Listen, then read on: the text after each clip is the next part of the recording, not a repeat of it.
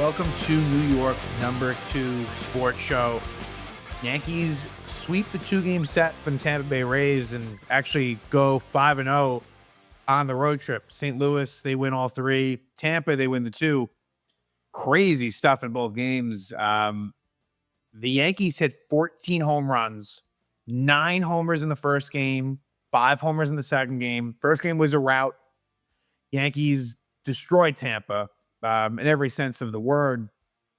Game two, on the other hand, ends up being an extra inning win. So a very rare road extra inning win for the Yankees. But want to start out with Giancarlo Stanton. There was 14 home runs that were hit in these two games. Stanton had the most with 3, 2 in the first game, and then in the second game, he hits the big one, the top of the 10th, 2-run shot to give the Yankees a 2-run lead, which got interesting. We'll talk about it with Devin Williams, but he actually gets the job done in the end. But Stanton has been just otherworldly, insane. And that was a pinch hit home run as well. And we know that he had pinch hitting struggles for a long time. And I wouldn't call that being down on him. It was a circumstantial thing. But this year it's been out of this world. He has been such a threat off the bench.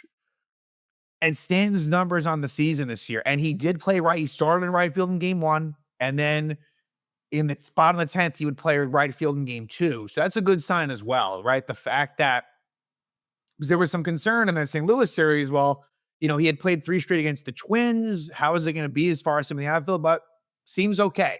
And they're going to have to monitor it. I don't know when Aaron Judge is going to come back to play right field. It feels as if it's not in the too distant future, but I also don't really feel as if it's going to happen in the Red Sox series. That's just my gut. It could, but it doesn't seem to me overly likely at this point, based on what we've heard. But with Stanton, he's got 15 homers and 40 RBIs in 46 games and 148 at-bats. I don't have the number of the plate appearances, but that's pretty insane. 40 RBIs in the 46 games is misleading. Again, those are a lot of just single pinch hit games that he has.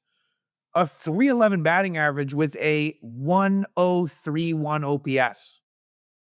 Crazy. The whole thing is just out of this world.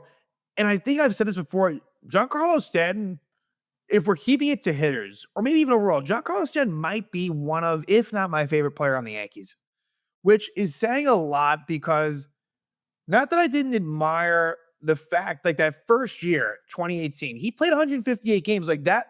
He was very good in that regular season. Now, he wasn't to the level that he was the year before in his MVP with the Marlins, but again, 158% seems crazy in hindsight, but he did it. And he played a lot of right field as well, and a little bit of left too. But what bothered me so much was he was brutal, very brutal in the playoffs, in that Red Sox series, which ended up going 4 games. I can just vividly remember I was at game 4, the game they were eliminated, and I could just picture a really, really bad strikeout to Kimbrel. But it wasn't just that. He was not good in that series. I'm not going to pull up the numbers, but that was the feeling. Playoff Stanton doesn't really become a thing until really 2020. And from there, it kind of just continues on and on. And there's been a lot of injuries along the way, for sure. But the guy is clutch as hell. Says all the right things. It's hard not to like Giancarlo Stanton. How could you not? Now I know obviously that, look, he's become basically a full-time DH, right? And injuries have been a major thing, right? 2019, his full season was basically cut short. A couple of DL stints in 2022. 2023 was a total mess. 2023 was almost where it hit its rock bottom in a way. And then last year he starts to build back up. And now this year, he's picked up where he left off in the postseason. Just ridiculous. So we'll stop there on Stanton, but wanted to give him his due because he has been one of the hottest hitters in baseball since he has returned from the injured list. And it's exciting. And I just hope that he stays healthy because this guy he means business. And like it's an interesting case as far as the Hall of Fame is concerned. There is a very real chance that he gets in the Hall of Fame, and I think there's a couple more boxes that need to be checked off for Stan to totally ensure that. But to me, he's on his way. He is. So as far as the standings go as well, pretty good stuff all the way around as far as like where they are now, as far as it pertains to Boston, Toronto, non-divisional American League teams. Like they're very much clear. I mean, the Yankees right now sit in the top wild card spot, which I have said here that if nothing else, that's where I want to end up, like at a bare minimum. Not to be greedy. And look, the Yankees have had their struggles against the Red Sox, and that's a major thing. You can't discount that. But Yankees now sit. Let's talk about where they sit as far as like out of the playoff line. Kansas City right now is the closest team that's out of the playoffs. And the Yankees right now are 4.5 games ahead of the Royals. Just saying. And 5 games ahead of the Guardians. So they've built back a fairly healthy lead. Not to say that couldn't change, but here's the thing. In between that, you have the Red Sox and the Mariners. So the Red Sox lost both games to the Orioles at home. And the Mariners got swept at the Phillies after losing a couple games to the Mets. So the Mariners on a 5-game losing streak. For what it's worth, the Astros on a 4-game losing streak.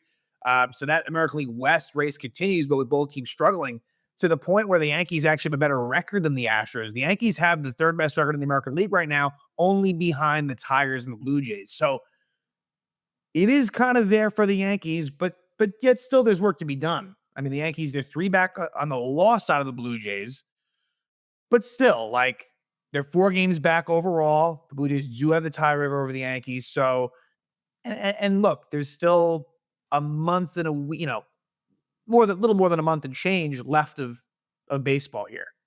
But right now, things are okay. And it doesn't necessarily change my opinion as far as the overall look of this team. There's a lot of flaws still, but I don't believe in this American League that much.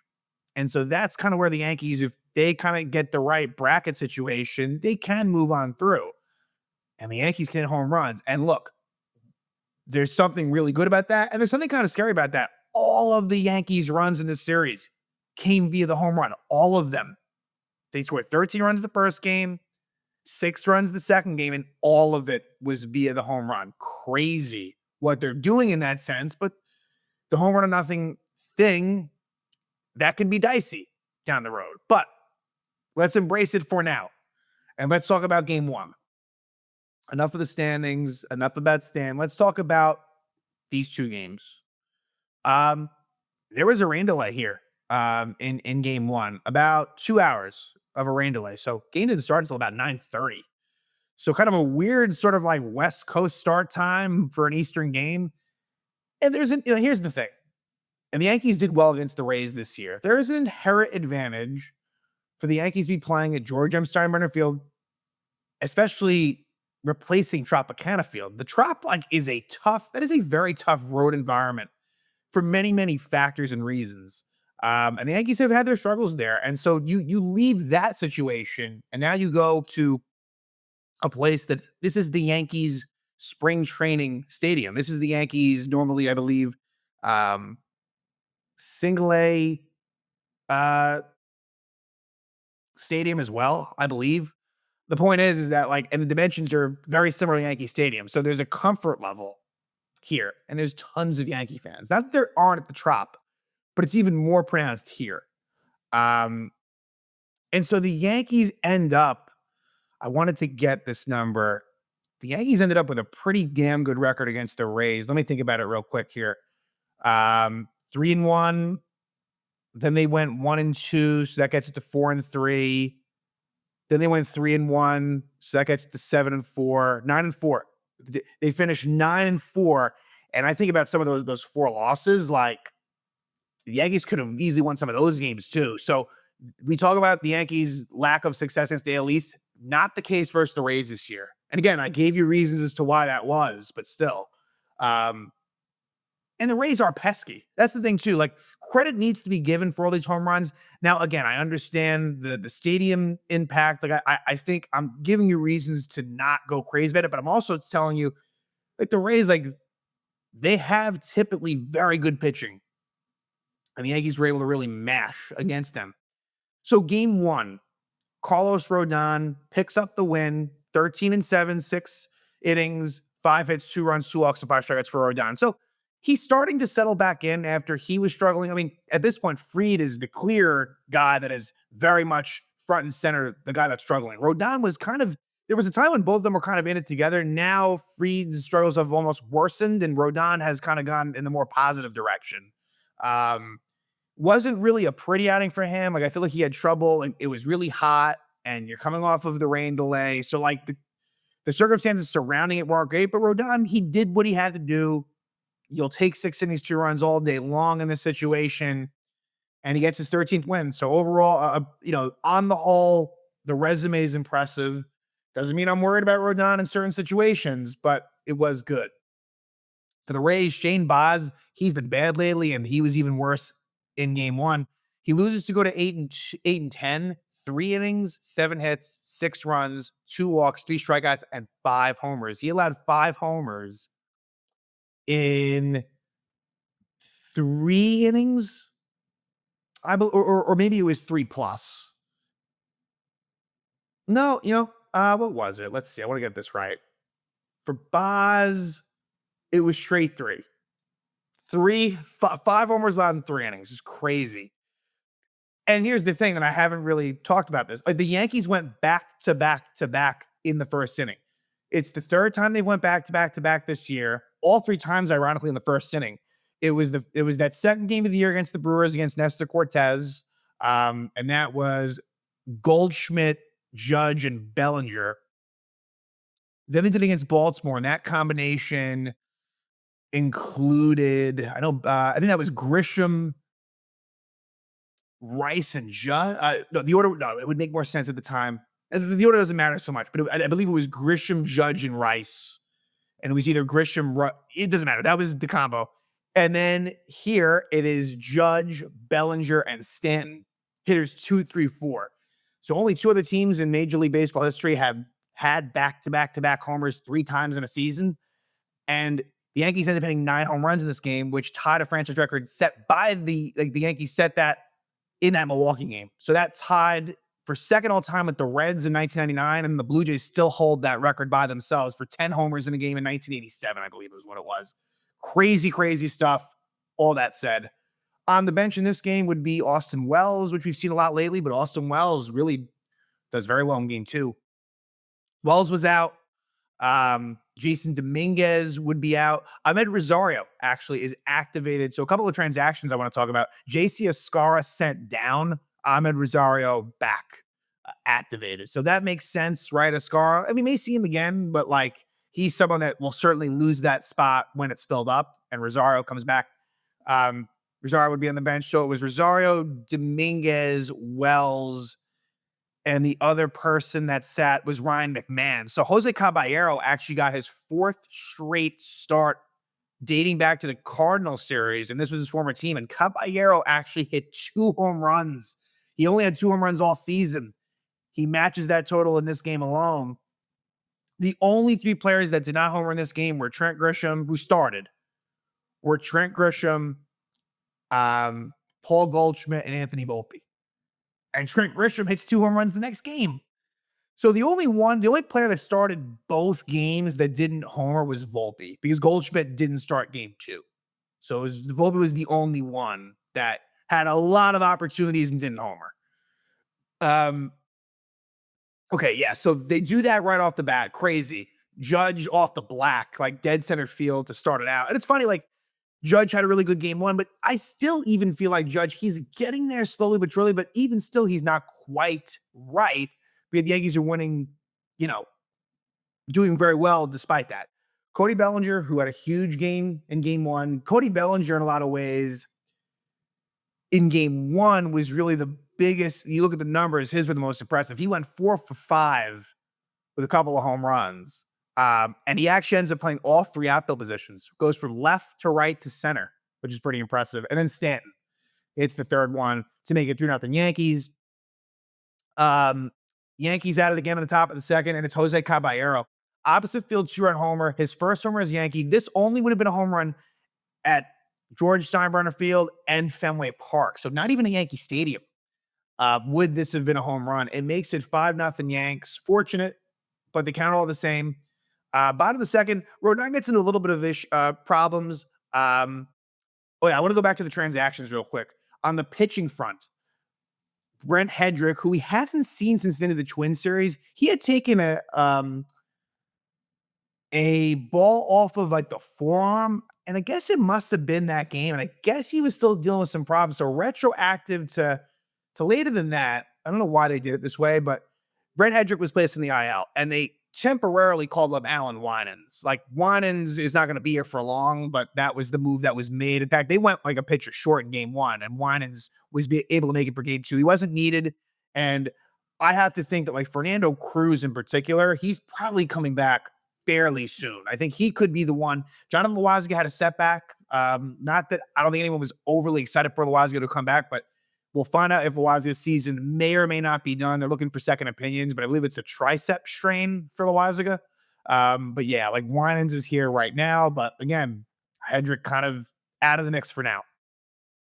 Everson Pereira on the Ray front would see him. He would start game one. He was traded for Jose Caballero. Just wanted to mention that. But RBI single for Nick Fortes and RBI granted for Chandler Simpson. Like Rodon was getting into some trouble early, but that was the only inning that the Rays ended up scoring. It's 5-2, but the Yankees respond the next inning. Jazz Chisholm Jr. hits his 22nd over the year to make it 6-2. And then in the top of the fourth, off of Ian Seymour, the lefty, Giancarlo Stanton homers again. 14th homer of the year makes it 9-2 Yanks, and then Ben Rice. So they go back to back. The Yankees in this series went back to back. Like if you want to count that one original set, the three, they went back to back on three different occasions. And Stanton was involved in all of them. So Stanton there, then Rice hits his 19th homer to get 10-2. Just crazy stuff, right? The fact that the Yankees at that point had, 7 home runs through fucking 4 innings is crazy. They had 7 home runs with 2 outs left in the 4th inning. Just nuts. Then top of the 6th, Cody Bellinger off of Seymour as well, I believe. Yeah, Seymour had a rough go at it. Cody Bellinger, 2-run homer. Second homer of the game makes it 12-2 Yanks. Then from there, Dominguez replaces Stanton. So Stanton's out in the 6th inning. Due to the lopsided nature of the game, Stanton had a great night, and he's done. Dominguez comes in. Mark Leiter Jr. pitches a scoreless 7th inning for the Yanks. Top of the 8th, it would be, or bottom of the 8th, excuse me. Some defensive switches. Ahmed Rosario comes in. Trent Grisham leaves the game. Cody Bellinger's kind of moving all the way around. De Los Santos comes on, gives up a run on an RBI infield single for Jake Mangum to make it 12-3. Top of the 9th with 2 out, Jose Caballero off of lefty Mason Montgomery. Like the Rays were bringing in some of their high leverage guys, even though they were getting killed. Like Garrett Clevenger was in. Mason Montgomery, who throws really hard. Caballero, his former teammate. This was a legit shot. Left center field, 2nd homer of the game, 4th homer of the season, makes it 13-3 Yanks, and the 9th homer of the game. Bottom of the 9th, it would be Tim Hill. Pretty easy work. Scoreless inning for Tim Hill, only threw 13 pitches. And the Yankees win 13-3. Just an absolute slaughter by the Yankees to the Rays. Game 2, a lot more interesting. This had a lot going on all the way around. And the fact that I haven't brought up Cam Schlittler's name to this point is not right. And I'm going to do that right now. Cam Schlittler had a perfect game through 6 innings. Very, very encouraging. And I believe the Rays are a team that he had faced previously. Let me just confirm that here. Yeah.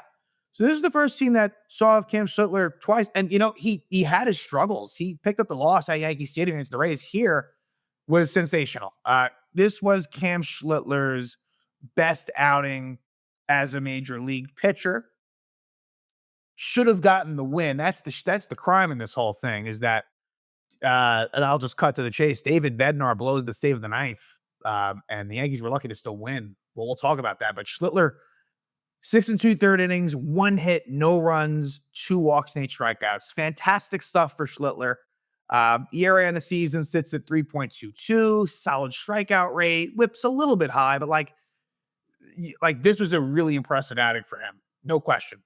For the Rays, it was Drew Rasmussen, who did pretty well, but he's done very well against the Yankees in his career. And so Six innings, five hits, two runs, two walks, six strikeouts, and a couple of home runs. That's what did him in. Just a couple of solo shots. He gets off the hook because of the fact that the Yankees blew the lead, and so Rasmussen gets the no decision.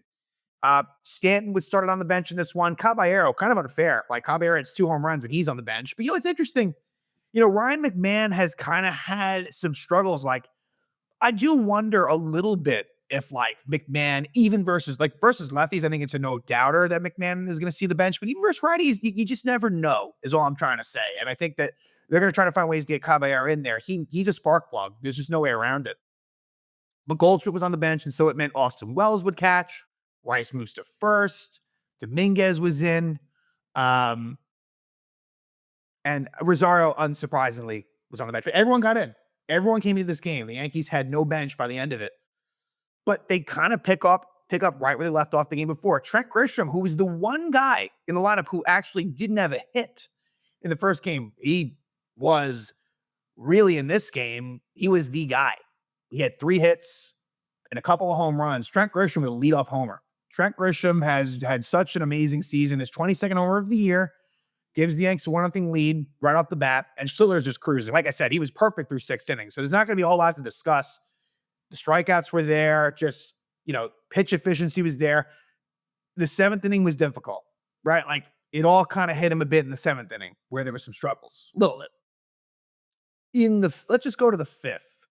And there might be some things that I'm kind of missing here along the way. Apologies for that, but not great. Like in the 4th, like Cody Bellinger gets started in the 3rd. Trying to be aggressive, didn't work out. Not going to make a huge deal about that.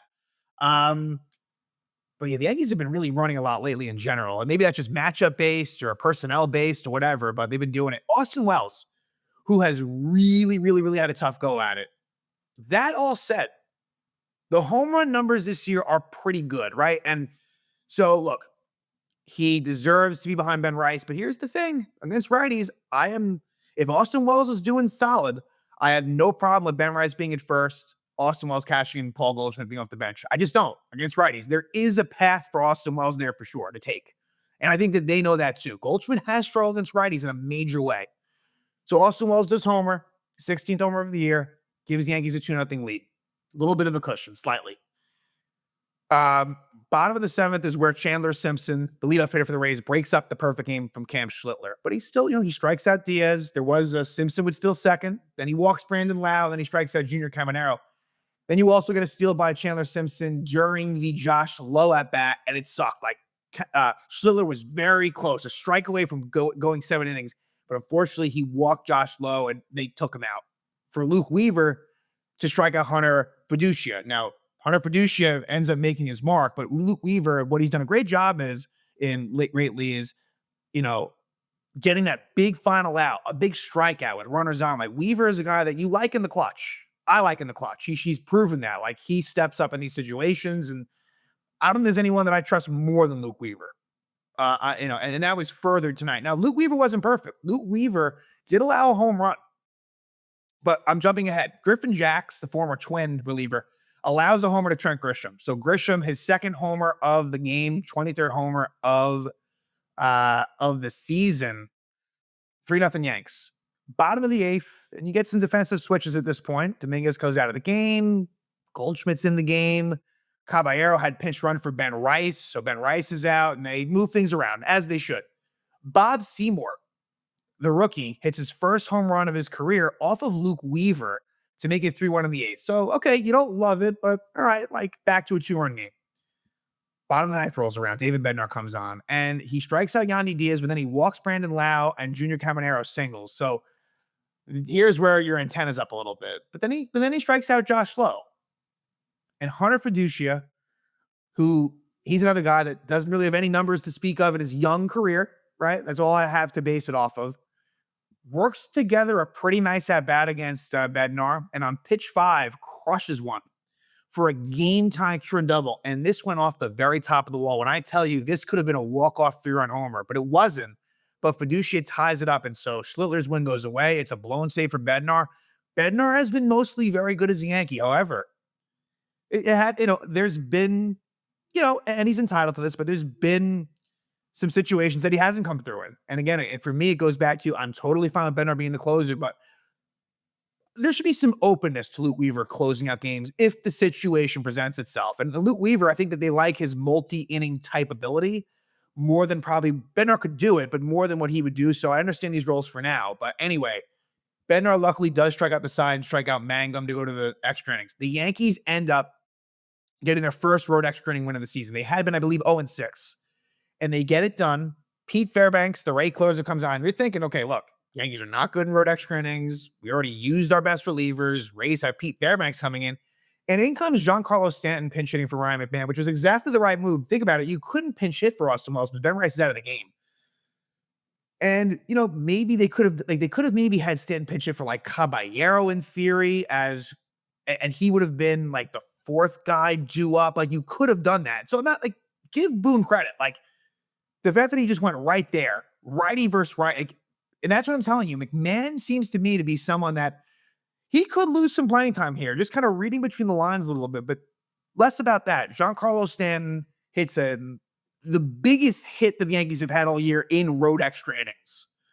And really extra innings, like, generally speaking, but let's keep it to the road. Like, the Yankees had done nothing at all. And he, after everything he's already done, hits a 2-run homer to make it 5-3 Yanks. And then Austin Wells is at it again. Austin Wells, which was important. He gives them more of a cushion. Austin Wells, second homer of the night, 17th homer of the year, 6-3 Yanks. So in the series, multi-home run players, Wells, Grisham, Caballero, Bellinger, and then 3 by Stanton. Then there's a lot of stuff with Caballero, which we won't talk too much about, where he reaches on an error. It's crazy how, like, he forces the opponent to make mistakes. But then he got kind of fucked over where he's caught stealing at second, which was probably the right call, but, like, not one that you could tell in real time. Usually they call that safe, and then maybe on review they'll call him out. So it was a little like he beat the throw, but, like, I guess his leg, like, came off for a split moment. So, and this is after, like, there should have been, like, a disengagement violation on Pete Fairbanks that for some reason there wasn't because, like, his foot was off the rubber. So Caballero was pretty bent out of shape, and he gets ejected. And the issue with this is it forces Giancarlo Stanton to stay in the game and play right field. Luckily, like, Stanton was essentially unaffected. Now, there was a ball that actually did go to Stanton, like a double that he played pretty nicely. So, like, it's not to say that he wasn't involved, but Devin Williams is the one that is summoned to come in to close out this game. And it starts out really ugly, but then it ends up pretty nice. And it goes to show you, in the circle of trust, Devin Williams is still very much there. And what it also tells, like, Devin Williams right now, he is ahead of Camilo Duvall on the pecking order. He is ahead of Mark Leiter Jr., who was warming up on the pecking order. It's scary, but it's true. And it starts out bad. Bob Seymour RBI single, Tristan Gray RBI double. These are guys that are 8 and 9 in the lineup. These are guys that you've never heard of. And so you're thinking, okay, time runs already at second with no outs. This is fucked. Devin Williams is going to fuck it up again. But give him credit. Williams he strikes at the side, strikes out Chandler Simpson looking. I don't know why Simpson didn't swing. Excuse me. He strikes out Yandy Diaz swinging, and he strikes out Brandon Lowe swinging. That's pretty legit. Like, Devin Williams, he made it scary, but he got the job done. And in a very eventful game, very eventful 2-game series, Yankees get the sweep. Tons of home runs. Schlittler was amazing. Bednar blowing save, but yet Williams is the one that kind of plays hero in the 10th inning, a rare road extra inning win. This 2 games kind of had everything. Now the Yankees are done with the Rays this season. And now it's Yankees-Red Sox. 4-game set. I'm hoping to go to one of the games. That's the hope. TBD on that. But here are the pitching matchups. And the Red Sox are coming in a little bit cold. And right now the Yankees sit, let's call it a game and a half ahead of the Red Sox right now. That's what it is. Now, keep in mind, the Red Sox are going to they're likely going to have the season tiebreaker based on the fact that they're already 5-1 against the Yankees this year. So in order for the Red Sox to not get that tiebreaker, the Yankees would have to go 6-1 in the 7 games. That's going to be awfully difficult. But anyway, Lucas Giolito versus Luis Gil is game 1.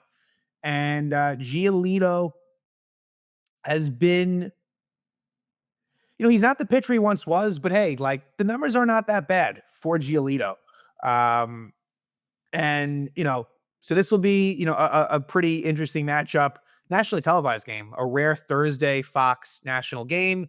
And Luis Gil, who has looked better and better lately, He's only had a few starts this year. We'll hope to continue that versus Boston in game one. Game two, Brian Bayo versus Max Fried, which I believe is actually a rematch of that Sunday game at Fenway where the Red Sox won, where Bayo got the better of the matchup and Fried's been really bad. He needs to turn this around. Brian Bayo, on the other hand, he really, ever since that point, he's really turned his season around. Like he's got some pretty, and again, Giolito and Bayo, both are not strikeout guys. So that's something to kind of keep in mind, but both have, pretty decent ERAs and, the win-loss records are pretty good. So that's game two. Game three, the one afternoon game of the series, it's Garrett Crochet against Will Warren. Garrett Crochet has been sensational as a Red Sox. Maybe he hasn't been quite as amazing lately, but still very good. He's by far their ace, in the Cy Young conversation, although there's so many good American League pitchers, but he's in the conversation guaranteed. That's going to be a tough one to win. No doubt about it. Will Warren, though, he's been great in his own right lately, and he's been very good at home too. So that'll be a good matchup. And then the last one is Sunday Night Baseball, and it's listed as TBD for the Red Sox. So originally I thought it was going to be Dustin May. Maybe it still will be, but it could also be Walker Buehler. So I would expect that one of the former Dodger pitchers probably is lined up for that start again. Originally it was May, and I don't, maybe I'm missing something here. Maybe there's something that I wasn't aware of, or maybe the Red Sox are just kind of thinking about it, but TBD versus Carlos Rodon. So, and look, he had a Sunday night outing against the Red Sox and wasn't so great, right? And that kind of started things going bad for the Yankees, where Rodon at that time was unbelievably amazing. And he had his struggles in that game. So interestingly enough, Rodon getting another crack at it Sunday night home against the Red Sox. But this is a very highly anticipated series. I really hope the Yankees win 3 out of 4, but I'm going to be realistic here. I'll take a split. With the way that the Reds have been against the Yankees, it's not going to be easy. And there's going to be a lot of talk that comes out of this series. Mainly if it's a 3 or 4 win or a 3 or 4 loss. A split kind of leads to not as much conversation, but we'll see the way the games play out. But Yankees head back home after a very successful, perfect road trip. They go 5-0, most recently winning 2 games in Tampa. And now they will stay within the American League East, and they will have a 4-game set in the Bronx against the Red Sox.